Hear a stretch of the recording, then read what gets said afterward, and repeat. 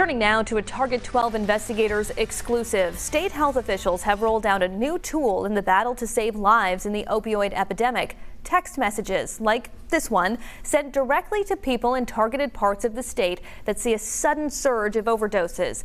The notification tells people how to get their hands on the life-saving drug Narcan.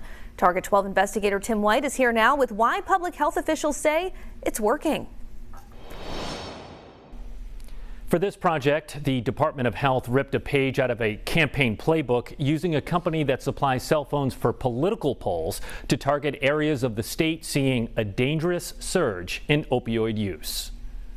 A lot of these overdoses happen in public places. The last time Providence Fire Department EMS Chief Zach Kenyon used Naloxone, also known as Narcan, to rip someone back from the edge of a fatal overdose, he wasn't even working. I carry it in my own personal vehicle. I've gotten my daughters to carry it in their personal vehicles, my wife. He came upon a car accident on the way home and administered the drug to the driver who was slumped over the wheel. It's really amazing experience, believe it or not, because you'll have somebody who's pretty much dead in front of your eyes, turning purple, not breathing, and you administer Naloxone or Narcan as it's referred to, and within minutes the person is breathing, sitting up, and talking to you. It's about 82% of overdoses actually happen in people's residences. There were more than 430 overdose deaths in Rhode Island in 2021. Department of Health spokesperson Joseph Wendelkin says preliminary data shows, again, 430 deaths from 2022. I mean, just to put that in perspective, that means more than one Rhode Islander every single day is dying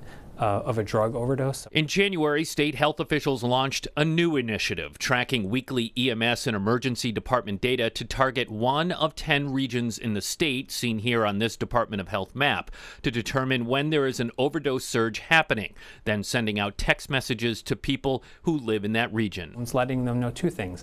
A, there's an increase in overdose activity in the community where you live, so you need to be aware. And B, Naloxone is available. It's available free. You can just go online. You can request it. Wendelkin says they know the text messages are working, and here's how. Late last month, they sent messages to cell phones in Providence, Johnston, and North Providence, regions 4 and 6, and they received 166 requests for Narcan in response to the texts. The vendor supplying the phone numbers generates lists for fundraising and political campaigns. This is really a model that has existed. What we're doing is we're taking it and adapting it in a public health setting to really prevent overdoses and save lives. You would insert it into somebody's nose and just press.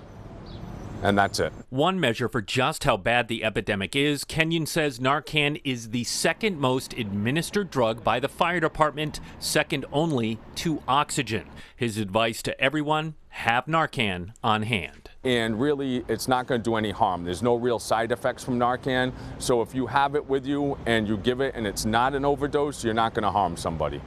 Coming up new at 6, we show you how many times Providence firefighters have used Narcan on patients and how a drug that is becoming more popular on the street is creating new problems in this epidemic. With the Target 12 investigators, Tim White, 12 News.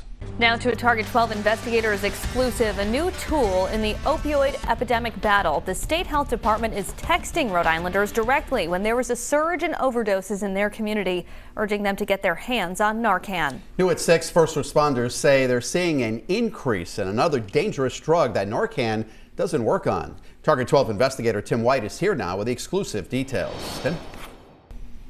Soon, Narcan, also known as Naloxone, will be available over the counter at your local pharmacy, and the Department of Health is targeting residents in overdose hot zones, telling them how they can order the drug for free.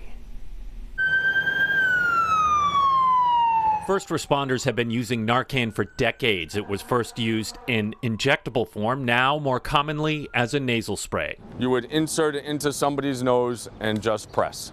And that's it. Providence Fire Department EMS Chief Zach Kenyon has administered the drug hundreds of times. And it basically blocks the opioid from depressing your respiratory system or stopping you from breathing. Rhode Island Department of Health spokesperson Joseph Wendelkin says data on how often first responders use the drug is an important metric the agency tracks. We have a program where we pull data from EMS runs, from emergency department visits, and we're able to see how many overdoses are happening happening in different parts of the state. If they spot a spike in those metrics in one of 10 regions across the state, the Department of Health sends text messages to residents warning them of the increase in overdoses and sends a link to order Narcan for free. In the North Kingstown area, we sent out an alert in mid-February. Prior to that, in January, we had received one request for Naloxone from that region. After we sent out this alert, we got 50 requests for Naloxone kits just from this one community. But another drug called xylazine is showing up on the street and being mixed with fentanyl. Xylazine is made for veterinarians to tranquilize large animals. Used illegally, it has a very dangerous component. And unfortunately, Narcan doesn't reverse that. Xylazine is not an opioid, so Narcan is ineffective if someone overdoses on the drug, and often users don't even know it's been mixed in. But Kenyon says if you suspect someone has overdosed, always try Narcan anyway. Really, it's not going to do any harm. There's no real side effects from Narcan. So if you have it with you and you give it and it's not an overdose, you're not going to harm somebody. Data from the Providence Fire Department paints a bleak picture. In 2022, they responded to 1,100 overdose events and administered Narcan 600 times. So far this year, they have given Narcan 263 times. That is a slightly higher pace than in 2022. With the Target 12 investigators, Tim White, 12 News.